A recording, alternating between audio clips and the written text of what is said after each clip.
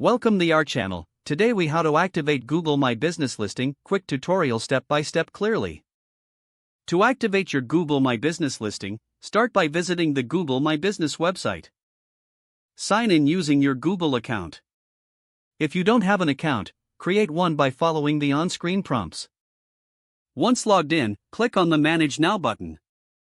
Enter your business name in the search bar. If your business appears in the list, select it. If it doesn't appear, click on the Add Your Business option. Next, input your business name and choose the appropriate category. Click Next to proceed. Provide your business address, ensuring it's accurate. If you don't have a physical location, select I deliver goods and services to my customers. Then, click Next again. You'll be prompted to enter your service area if applicable. Once completed, click Next.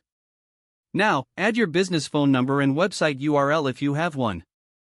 Click Next to continue. Google will then ask if you want to receive updates and recommendations. Make your choice and click Next. Your listing is nearly complete. Google will send a verification postcard to your business address.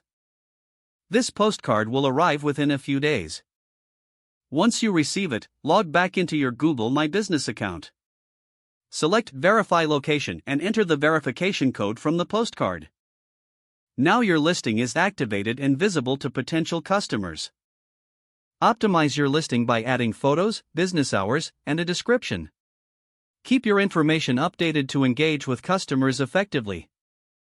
If the page does not load, refresh the browser or try again in a private or incognito window.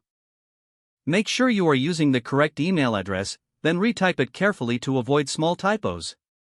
If your password is not accepted, use the reset option and create a new strong password you can remember. Check your spam folder for verification or security emails, then complete any requested confirmation steps. Enable two-factor authentication if available to improve account security and reduce unauthorized access risk. Don't forget to like this video and subscribe to our channel for more step-by-step tech guides.